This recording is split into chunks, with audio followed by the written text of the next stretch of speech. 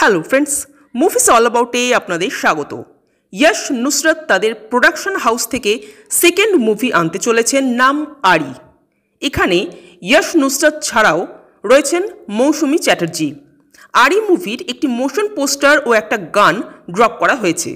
প্রথমেই যদি বলি মোশন পোস্টারটা নিয়ে কথা, তো সত্যি বলতে এই পোস্টারটা কিন্তু আমার বেশ ভালো লাগলো।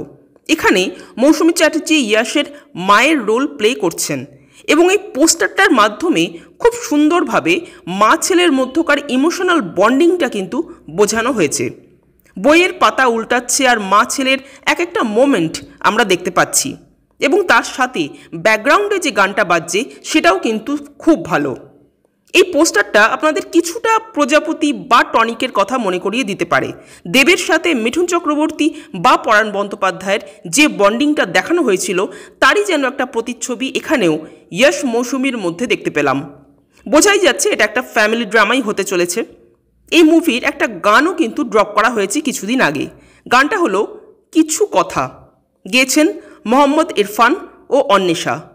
এই গানটাও কিন্তু বেশ ভালো হয়েছে। গানটার মধ্যে না ওই যতীন ললিতের মিউজিকের যে স্টাইলটা ছিল সেই স্টাইলটা যেন লক্ষ্য করা গেল।